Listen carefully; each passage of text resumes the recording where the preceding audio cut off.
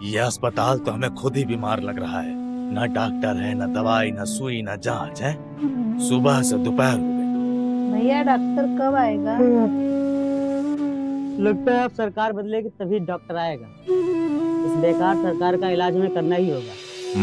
इस बार हम गरीबों की मदद करने वाली सरकार वापस लाएंगे और सबको सेहतमंद बनाएंगे। जिनका काम आज भी है, आप 27 में बनाएंगे उनकी सरकार। अपना भविष्य खुद बनाएंगे, किसी के बहकावे में नहीं आएंगे, सबको समझाएंगे। एकजुट होकर 27 में अपनी सरकार बनाएंगे, मतलब पीडीए सरकार लाएंगे। अपनी सरकार बनाएंगे, अपनी सरकार बनाएंगे। हम यहाँ पार्क में बैठकर मोबाइल पे आई हुई झूठी बातों को सच मानकर उन्हें फॉरवर्ड करते हैं।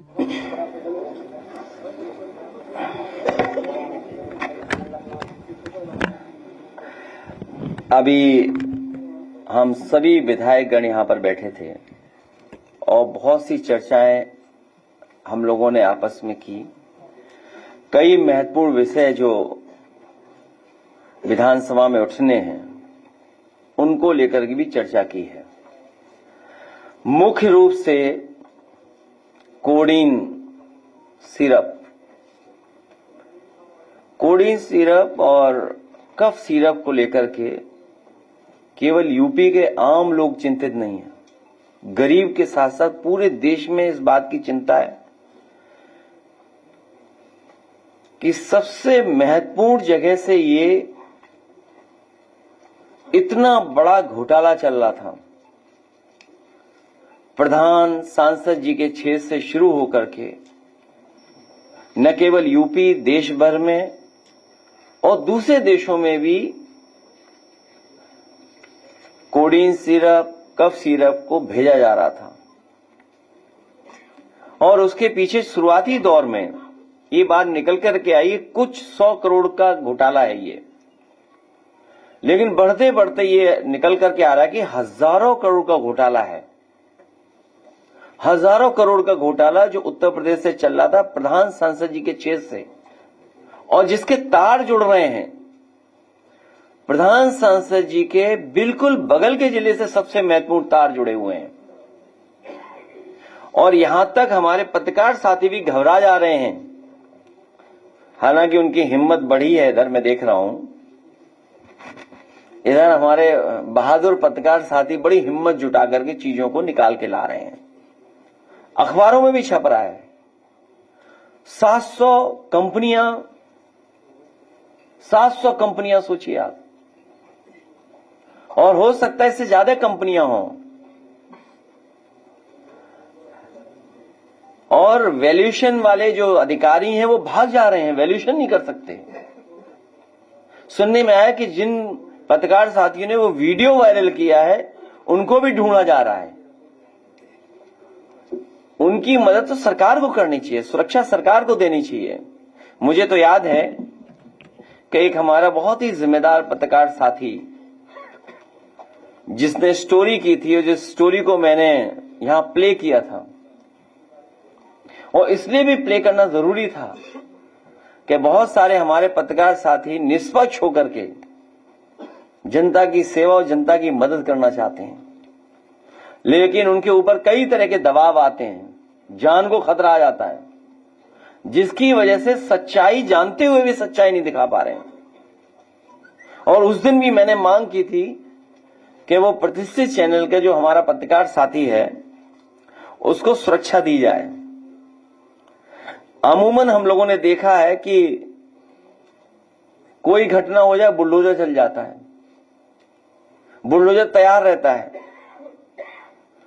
इस बार पता लग रहा है कि मुख्यमंत्री जी का ये जो खिलौना बुलडोजर है इसका ड्राइवर भाग गया है, चाबी खो गई है लगता है इसकी, चलने के लिए ईंधन नहीं है उसमें, कि आखिरकार है कहां वो बुलडोजर। और मैं डेटा के साथ कहता हूं 22 या 24 जगह बुलडोजर चला है। हमारे पूर्व मंत्री जी भी अभी बता रहे थे अम्बेडकर नगर में एक का घर गिरा दिया, और घर गिराने पर जो अनलॉफुल थिंग है, मतलब लीगली राइट नहीं है, तो अब सब प्रशासन लगा हुआ है समझौता करने में। और याद होगा महाराजगंज में चीफ जस्टिस ऑफ इंडिया ने कहा कि दोषी लोगों के खिलाफ कार्रवाई के साथ साथ जो नुकसान हुआ है 30 लाख की वो भरपाई की जाए। लेकिन यहां जब हजारों करोड़ का मामला है वहां पर सरकार चुप है और 22 या 24 जगह बुलडोजर चला है पूरे उत्तर प्रदेश में बड़ी बड़ी घटनाओं में। उसमें 22 लोग पीडीए के लोग हैं, 22 लोग पीडीए हैं जिनके ऊपर बुलडोजर चला है। 24 में 22 लोग पीडीए हैं। और कोडीन सिरप में, कफ सिरप में जिन एसटीएफ को जिम्मेदारी मिली है ढूंढने की, वो सब एसटीएफ के लोग मिले हुए लोग हैं। और एक ही जिले के सबसे ज्यादा एसटीएफ होना, उन्हीं से जांच कराना, क्या निष्पक्ष कार्रवाई होगी? ये सरकार कफ सिरप के लोगों के साथ मिली हुई है। गरीबों को इन्होंने और गरीब बच्चों को इन्होंने ऐसा कफ सिरप दिया जिससे कई जगह जान गई है। जब हम लोग जानकारी करते हैं, अखबारों में पढ़ते हैं, और ये हमारे क्षेत्र में कॉन्स्टिट्यूंसी हमारी है, वो हिस्सा है, वहां भी बच्चों की जान जा चुकी है। और जो डॉक्टर्स हैं वो तैयार नहीं है कहने के लिए, क्योंकि उन पर भी दबाव है नौकरी का। वो जानते हुए भी सच स्वीकार नहीं कर रहे हैं कि इस कफ सिरप की वजह से ही जान गई है। 2 बच्चों की जान गई, अभी हाल में जो आई बात। तो ये सरकार जानबूझ करके अपने लोगों को बचाने का काम कर रही है। एसआईआर में दबाव बनाया जा रहा है। मुख्यमंत्री जी जहां जा रहे हैं वहां अधिकारियों के कान में बता रहे हैं कि समाजवादियों का वोट काट दो। समाजवादी अगर इनके जो, क्योंकि नौकरी रोजगार तो यहां दे नहीं पाए, तो बहुत सारे समाजवादी परिवार के लोग विदेशों में हैं, कान में कह के आए हैं मुख्यमंत्री जी कि इनका वोट कटना है, कोई न कोई कमी निकालिए, नोटिस भी मत भेजिए, इनके वोट काटिए। और इसलिए वोट काटने के लिए कह रहे हैं क्योंकि आंकड़े हम पर तो आए नहीं, अभी हम लोगों को आंकड़े तो मिले नहीं। ये मुख्यमंत्री को कैसे पता लग गया कि 4 करोड़ उनके वोट कट गए? सब बीजेपी के पास आंकड़े पहुंच गए हैं। सुनने में आ रहा है कि रात में बैठ करके उनके विधायक, बीजेपी के नेता लोग, प्राइवेट कंपनियां के वोट कैसे बढ़ाया जाए, वोट को बराबर कैसे किया जाए कि 4 करोड़ वोट कट गए। सोचो, मुख्यमंत्री ने स्वीकार किया कि 4 करोड़ वोट उनका कट गया है। उन्हें कैसे पता उन्हीं का कट गया है? और अगर 4 करोड़ वोट कट गया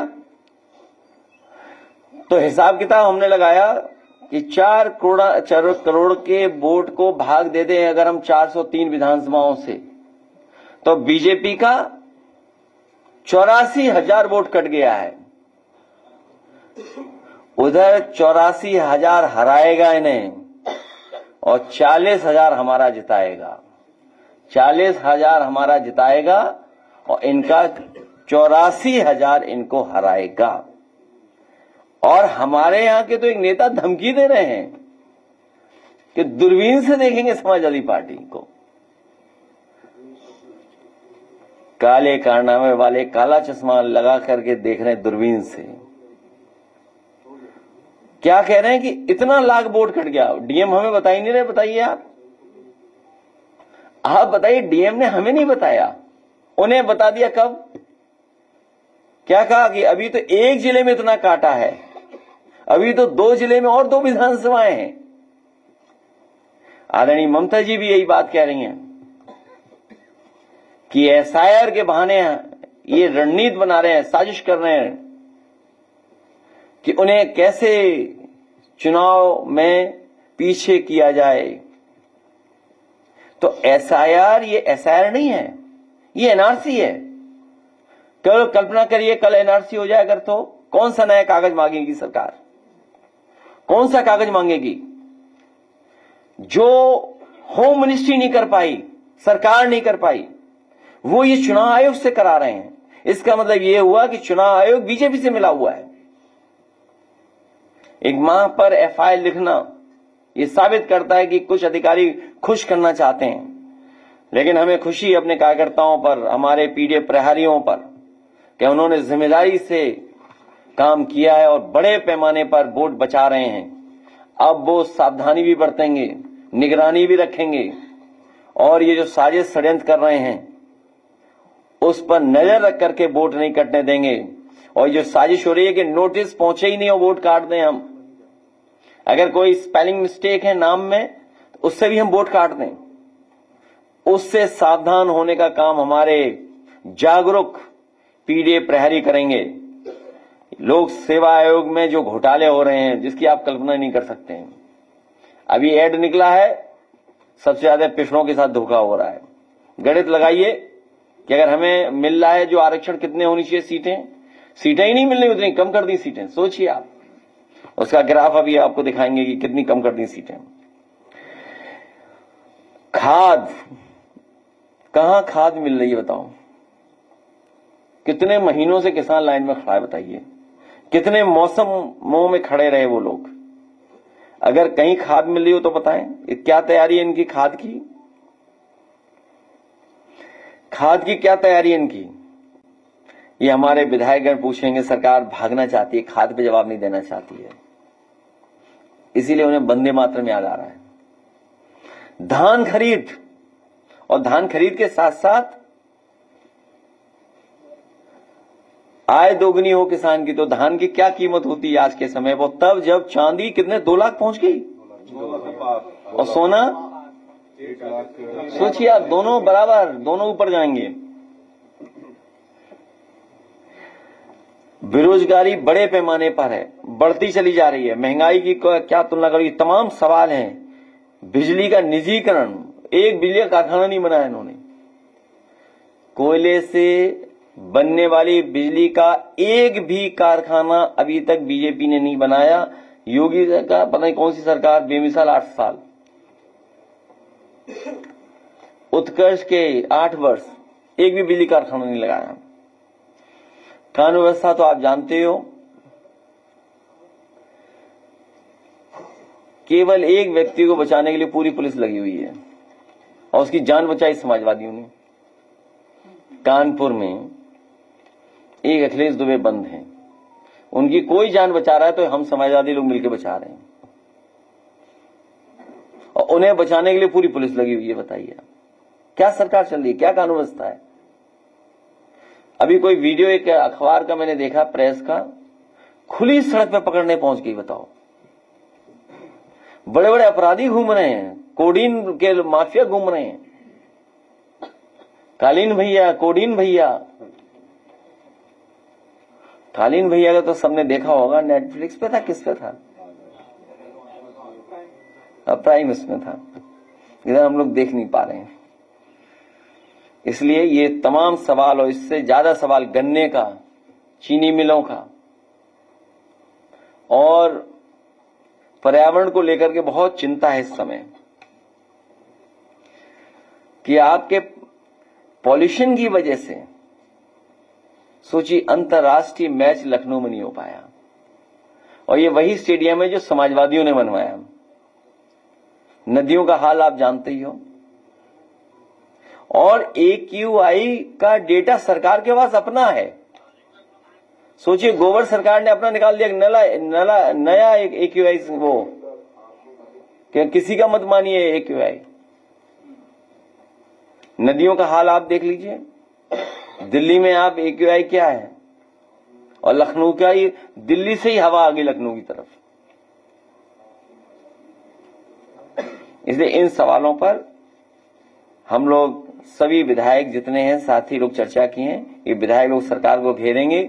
सरकार डर करके, एक रंगी सरकार वंदे मातरम पर चर्चा करना चाहती है।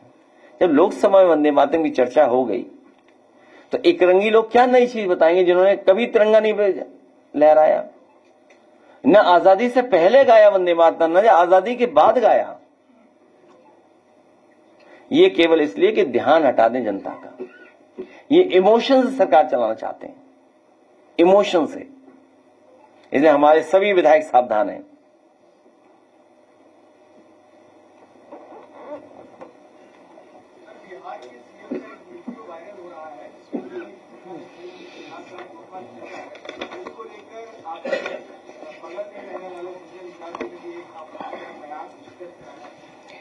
बहुत दुखद घटना है और दुनिया में इसकी निंदा हुई है। केवल भारत में ही नहीं, दुनिया में निंदा हुई है। ऐसा व्यवहार किसी को नहीं करना चाहिए। और जहां तक दूसरे व्यक्ति का नाम ले रहे हो, उसको तो मुख्यमंत्री जी ने कहा होगा जाओ ये कही जाके। वो बात मैंने कह दी कि निंदा है, निंदा, इतना व्यवहार इस तरह का नहीं होना चाहिए।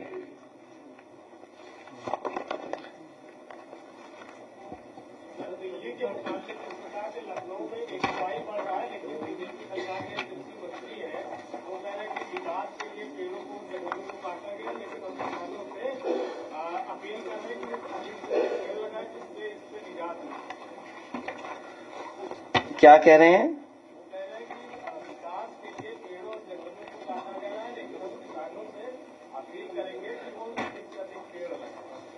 मुख्यमंत्री जी AQI जानते नहीं है।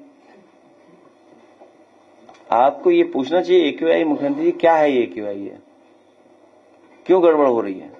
और तभी प्रेस नोट देना पड़ा सरकार को कि आप कोई और प्लेटफॉर्म पे जो AQI आ रहा है उसको स्वीकार मत करिए, सरकार का डेटा मानिए। कैसे कलेक्ट कर रहे हैं डेटा ये? और पेड़ काटने वाले कौन लोग हैं? ये तो सामान्य तुमने 2-4 चीज देखा होगा, लेकिन हमें खुशी इस बात की कि लखनऊ के किसी कोने में चले जाएं, खासकर इस हिस्से में, जिस हिस्से में हम लोग खड़े और बैठे रहते हैं, आजकल ट्रीज फ्लावर कर रहे होंगे पर्पल कलर का। चाहे लामाटियन हो, लोहिया पथ हो, आपका हजरतगंज की तरफ का रास्ता हो, विक्रमादित्य मार्ग हो, या आपके गवर्नर हाउस के पास हो, और या आप चले जाएं जो आगे की तरफ फैजाबाद रोड की तरफ, या आप पार्क देखें, आप जनरेशन पार्क देखें, लोहिया पार्क देखें, तो ये समाजवादियों की देन है जिसकी वजह से इतनी अच्छी फ्लावरिंग ब्लूम आप देख रहे हो लखनऊ में। जहां तक पेड़ काटने का सवाल है, बीजेपी की सरकार ने बड़े बड़े जंगल काट दिए हैं। छत्तीसगढ़ में, मध्य प्रदेश में सुनने में आया कि अरावली की पहाड़ियों को भी नहीं छोड़ेंगे ये लोग। जिस तरह सोनभद्र के लोग जानते होंगे 400-500 फीट गहरा खोद दिया, बताओ आप। इसलिए कार्रवाई नहीं हुई 500 फीट खोदने पर भी और कई मजदूर मरने पर, क्योंकि वो स्वजाति लोग हैं। गिरिराज सिंह कह रहे हैं कि उन्होंने कुछ गलत नहीं किया, वो एक अभिभावक की तरह वहाँ पे बिहेव कर रहे थे, और ये कोई इस्लामिक देश नहीं है जहाँ पे चेहरा नहीं दिखा सकते। वो पासपोर्ट किसी का इमोशन आप नहीं हर्ट कर सकते हैं, किसी के रिलीजन पे आप नहीं ठेस पहुंचा सकते हैं। उनके साथ कोई एक हेल्पर चलना चाहिए, नीतीश कुमार जी के साथ। इस उम्र में एक हेल्पर साथ चलेगा तो घटनाएं नहीं होंगी। लगातार कम करती जा रही है। इस बार भी सिर्फ 3 दिन का ही चर्चा होगी शीतकालीन सत्र में। क्या लगता है कि सरकार बचाव से बचने के लिए सदन के दिन कम कर रही है? अभी तुमने सुना नहीं? कब सिर में पूछे कुछ? धनंजय सिंह ने आरोप लगाया कि अखिलेश यादव एक विशेष जाति पर।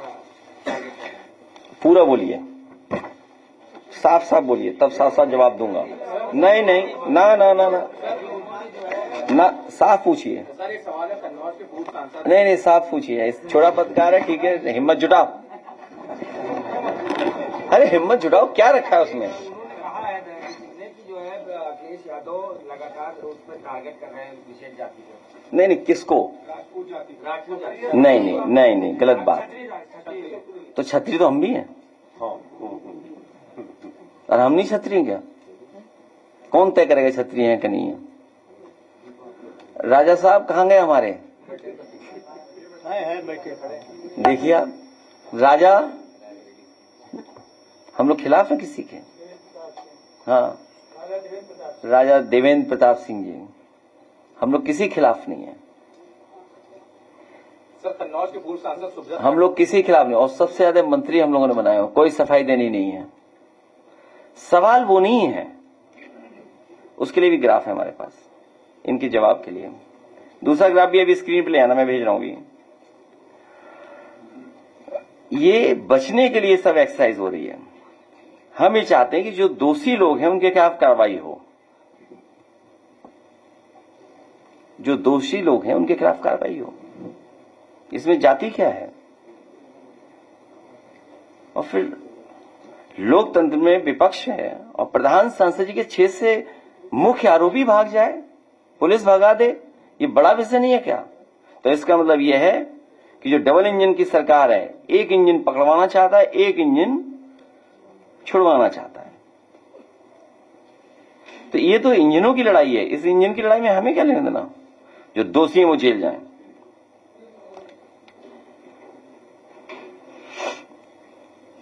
क्यों डरते हो तुम लोग?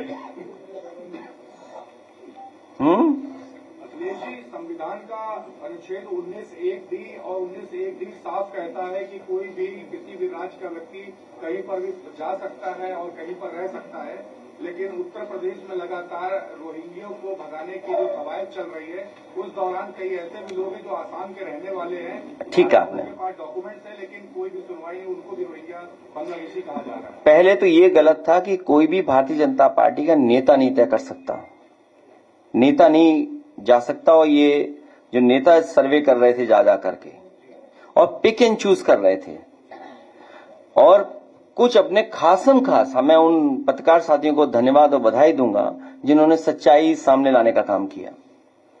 उन्हें रोहिंग्या बता दिया ये वहां के हैं, और सच्चाई हो कि आसाम के थे, वो आसाम के थे। और यहां तक कि किस प्लॉट पर कौन रहता था, किराया कौन वसूल रहा था, उसमें बीजेपी के लोग थे, किराया वसूल रहे थे। उनको रोका करके बीजेपी के लोग किराया वसूल रहे थे। सोचिए आप, पिक एंड चूज किया उसमें भी न्यूज बनाने के लिए। ये सच्चाई हमारे पत्रकार साथी भी जानते होंगे कि उसमें सबसे ज्यादा आसाम के लोगों को रुकाने के लिए जो जगह उपलब्ध कराई थी वो बीजेपी के लोग थे, और बीजेपी उनसे किराया ले रहे थे। सोचिए आप।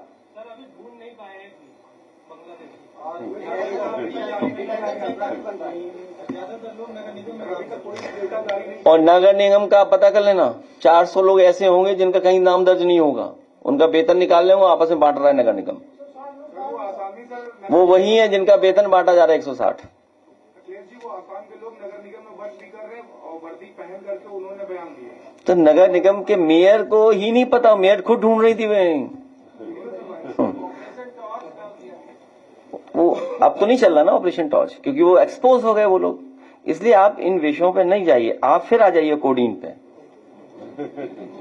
एसआईआर पर। अब आप पे कोई सवाल नहीं है, इसलिए हमें ग्राफ दिखा दो जरा। हाँ देखिए, देखिए ग्राफ देखो, बताइए आप कोई गलत हो बताइए, इसमें कोई खबर गलत हो बताइए।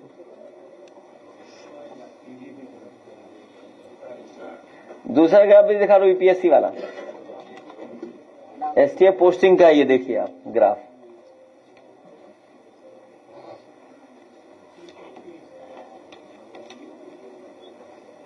अब इसका जवाब पूछो, सरकार क्या बताएगी? कहाँ इधर उधर सवाल पूछते हो आप लोग।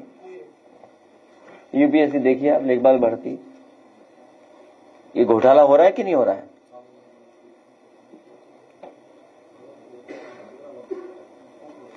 आप लोग भी मदद करो हमारी।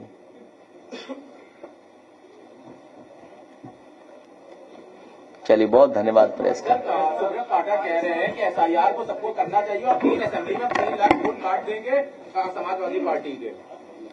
ये क्या चुनाव आयोग है क्या? इसीलिए देखिए, जो आरोप हम लोग लगाते थे, एक मिनट में पत्रकार जाइए देखिए, कि जो आरोप हम लगाते थे उसका सच सामने आ गया।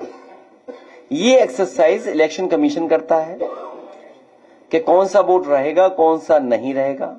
एक उसका मैनुअल है, प्रोसीजर है, नियम है उसके, कि वोट कैसे जोड़ा जाएगा, कैसे काटा जाएगा, किनका कटेगा।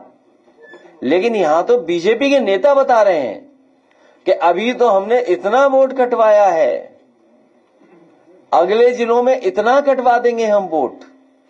तो इसका मतलब ये हुआ कि इलेक्शन कमीशन और बीजेपी के लोग मिले हुए हैं, अंदर ही अंदर साठगांठ है। और जिस ऐप से ये काम कर रहे हैं वो ऐप उसी कंपनी का है जिस कंपनी ने भारतीय जनता पार्टी को सबसे ज्यादा इलेक्ट्रल बॉन्ड पैसा दिया, चंदा। हम भी मंदिर बना रहे हैं, हमें तो नहीं चंदा दे रही वो कंपनी। हम भी चाहते हैं हमें भी चंदा दे, हम तो आपके सामने मांग रहे हैं। इसमें क्या गलत कर रहे हैं बताओ? अगर वो बीजेपी को दे सकते हैं तो हमें भी दे। तो मैपिंग ऐप, तो ये तो चुनाव आयोग बता सकता है ना कि कैसे वोट काटें, कैसे बीजेपी के नेता कह सकते हैं। देखिए एक छोटी सी बात कही हमने, हम पत्रकार साथियों से कहते हैं कि जब वो न्यूज चलाएं तो इशू को डाइल्यूट ना करें। आपकी जो लैंग्वेज और जो शब्द जो इस्तेमाल करते हो आप, वो इशू को डाइल्यूट कर रहे हो आप। हमारा पोस्ट करने का भाव ये था कि बीजेपी चैलेंज कर रही है, बीजेपी के नेता चैलेंज कर रहे हैं कि अभी तो इतना वोट कटवाया है, बाद में इतना और कटवा देंगे। और चुनाव आयोग का और सरकार का नंगा नाच हम लोगों ने कई चुनाव में देखा है। ये बैठी कानपुर की हमारी जीती हुई, इनके बारे में जानते होंगे, वो पीछे बैठे अमिताभ वाजपेयी, वो भी जानते होंगे। पुलिस क्या कर रही थी सोचिए, क्या कर रही थी पुलिस, और सरकार क्या करवा रही थी पुलिस से। तो ये जो कभी कभी न्यूज आप डाइल्यूट कर देते हो, वो नहीं, भाव जो था कि हम वोट कटवा देंगे आपका। इसलिए आप बजट की चिंता मत करिए, आप लोकतंत्र की चिंता करिए। बजट तो दूसरी सरकार भी दे देगी, लेकिन लोकतंत्र दूसरी सरकार ज्यादा मजबूत करेगी। सर एक सवाल और है, आप अधिकारियों की पोस्टिंग को लेकर बात करते हैं। उत्तर प्रदेश के पूर्व डीजीपी प्रशांत कुमार को उत्तर प्रदेश सेवा चयन आयोग का अध्यक्ष बना दिया गया। बधाई हो। फेक इनकाउंटर के बाद फेक नौकरियां देखने को मिलेंगी आपको। मनरेगा का 2022 और 2024 में जिस तरीके से कुर्मी वोटर्स बहुत ज्यादा आजादी पार्टी की तरफ आया, अब उसके बाद ये सम्मान दिया गया, मेडल, कि आपने अच्छा काम किया, एक वो उसके लिए अच्छा कुछ मिला है, पद। मनरेगा का नाम बदल करके राम जी कर दिया है, कैसे देखते हैं सर? मनरेगा का नाम जो है बदल करके राम जी कर दिया गया। तुम लखनऊ के रहने वाले हो, कितना ये भगवान को मानते बताओ आप?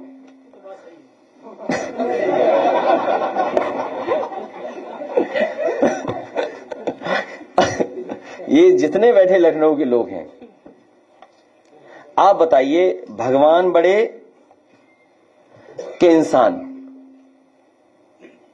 भगवान बड़े के इंसान? तो जो इकाना भगवान विष्णु के नाम पे था स्टेडियम, नाम पीछे कर दिया भगवान का। और फिर ये मेरठ के बैठे होंगे और मेरठ के आसपास के लोग, जिनको देख करके हम लोगों ने बहुत कुछ रामायण को समझा, सीखा, जाना। और यहां कई बुजुर्ग लोग होंगे, उन्होंने वो समय देखा होगा जब रामायण टीवी पे आती थी तो पूरा गलियां शहर खाली हो जाता था। जो राम के पात्र थे, लोकसभा में ढूंढोगे तो मिलेंगे नहीं, बैठे कहां हैं? जी राम जी अगर नाम रखा है तो जो प्रभु श्री राम जी का जिन्होंने एक्ट किया है रामायण में, उनको प्रधानमंत्री जी के बगल में बैठा दो पहले तो। और अगर बगल में नहीं बैठाते हो तो इसका मतलब सबको आप धोखा दे रहे हो। अब आप ही बताओ, 5 बड़ा या 7? विधायक बड़ा के सांसद? राज्य बड़ा या केंद्र? राज्य सरकार का मंत्री बड़ा कि केंद्र सरकार का मंत्री बड़ा? तो सोचिए, 5 बार के को आपने राष्ट्रीय अध्यक्ष बना दिया और 7 बार के सांसद को प्रदेश अध्यक्ष बना दिया। बताओ पीडीए का कितना बड़ा अपमान किया इन्होंने।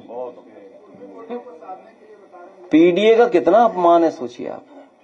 पीडीए कार्ड के लिए तुमको बुलाया गया सर, कह रहे हैं। फिर तुम बोले तुम अपने पड़ोसी को काटने के लिए बैठाया उन्हें, जिन्हें वो हटा नहीं सकते, जिन्हें हटाने में नाकाम हो गए हैं उनका कद काटने के लिए बैठाया उन्हें। एक सवाल है, यूपी सरकार ने 14 इसलिए 40,000 हम लोग देने जा रहे हैं। 40,000 जिताएगा, 84,000 हराएगा बीजेपी को। मुख्यमंत्री खुद स्वीकार कर रहे हैं कि हमारा 84,000 वोट हर विधानसभा में कम हो गया, और 40,000 देने के लिए पहले समाजवादी पेंशन मिलती थी 500 रुपए, चुनाव में घोषणा पत्र में हम लोगों ने 2,500 तक लेकर के गए, 2,000 भी बोला, 1,000 भी बोला। अब चुनाव होने जा रहा है तो 3,000 बोलेंगे। 3,000 गुना 12, 36,000, क्योंकि बीजेपी ने पिछले 8-9 सालों में दिया नहीं पैसा कुछ महिलाओं को, 8-9 साल नहीं दिया, इसलिए 4,000 वो हम बढ़ा रहे हैं इंटरेस्ट, तो 36,000 प्लस 4,000 40,000 हो गया। और ये 40,000 आएगा कहां से? आप पूरा उठा करके देख लीजिए, गूगल, चैट जीपीटी, एआई का किसी प्लेटफॉर्म से जानकारी हासिल कर लें। देश के सब बड़े उद्योगपति उधार के पैसे से बड़े बने हैं। किसी पर 2 लाख करोड़, किसी पे 1 लाख करोड़, किसी पे 70 लाख, 70,000, किसी पे 40,000, किसी पे 10,000, किसी पे 20,000, इस तरह से उधार पैसा है। और हम लोग भी योजना के तहत गरीबी को मिटाने के लिए, पॉवर्टी को हटाने के लिए, गरीब महिलाओं को और आधी आबादी को सम्मान देने के लिए 40,000 रुपए साल देने का काम समाजवादी सरकार बनने पर करेंगे। पार्क बना रहे हैं अटल बिहारी वाजपेयी उपाध्याय जी के, बहुत बड़ी पार्क बनाई जा रही है, उसमें एक भी पेड़ नहीं है, आज नहीं है, अब लग जाएंगे। जनरेशन पार्क से बड़ा बनाएंगे क्या? जनरेशन पार्क पूरा मिला लोगे तो 500 एकड़ का है। 500 एकड़ का है। अगर रोड इंफ्रास्ट्रक्चर और सब मिला दोगे तो क्लोज टू 500 एकर्स। और अगर भविष्य में जरूरत पड़ेगी तो रिवर फ्रंट भी वहां जोड़ देंगे तो हो जाएगा 800 एकड़।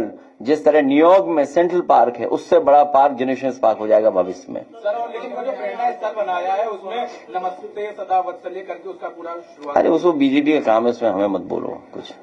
देखिए, कहा कि जो एसआईआर पूरा करा लेंगे उनको घुमाएंगे भी वहाँ पे। सीएम ने कहा था एसआईआर पूरा होने पे प्रेरणा स्थल घुमाएंगे और राम मंदिर।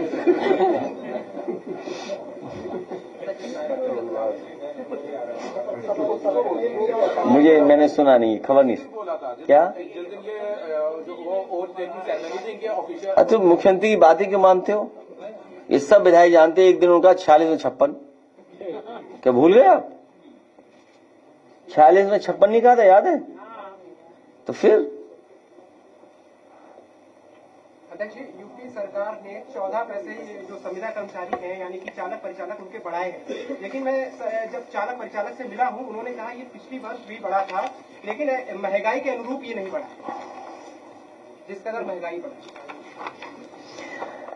ये सूचना चौंकाने वाली है कि सोने के दाम 2026 में 1,90,000 प्रति तोला हो गया है। हो सकता है, ये अनुमान लगाया है बड़े बड़े लोगों ने। और चांदी कहां पहुंच गई है? 2 लाख प्रति किलोग्राम। तो महंगाई तो है ही। गरीब परिवार कोई भी अपने परिवार के सदस्य की शादी के कार्यक्रम में या अन्य कार्यक्रम में सोना नहीं दे पा रहा है। भारतीय जनता पार्टी ने इतना महंगा किया है या महंगाई बढ़ाई है जिसकी वजह से कोई भी गरीब परिवार का सदस्य अपने परिवार में सोना नहीं खरीद पा रहा है। और रुपया लुढ़क करके कहां पहुंच गया है? अभी तो 91 पहुंचा है। अभी तो भारत के कोड के बराबर पहुंचा है। जो दुनिया में दूसरी तरफ से फोन मिलाओगे तो 91 कोड जो भारत का है, 91। कुशीनगर में शिक्षा मित्र ने आत्महत्या कर ली और आप लोगों ने 40,000 शिक्षा मित्रों की खरीद की, तो क्या सरकार आने तक फिर उनकी सैलरी फिर बढ़ाई जाएगी? कई हजार शिक्षा मित्रों ने आत्महत्या या जान जा चुकी है। कई हजार शिक्षा मित्र के लोग भी जानते हैं कि 2017 में जो धोखा हुआ उनके साथ, उसी का परिणाम है कि आज उन्हें ऐसा जीवन जीना पड़ रहा है। और मैं तो कहूंगा किसी भी आप शिक्षा मित्र से मिलेंगे आप बीजेपी के लोगों ने भरोसा दिलाया था कि आपको सरकारी नौकरी दिला देंगे, बना देंगे सरकारी शिक्षक, लेकिन उनके साथ धोखा किया। उनका कोई भी सम्मान वापस कर सकता है तो वो समाजवादी पार्टी है। पहले भी किया, फिर भविष्य में करेंगे हम लोग। ठीक है, बहुत धन्यवाद प्रेसिडेंट। नहीं अब कुछ सरकार के जो अधिकारी है वो कह रहे हैं कि कब्जियत से कोई जागरूक, उसमें कुछ नहीं कहना।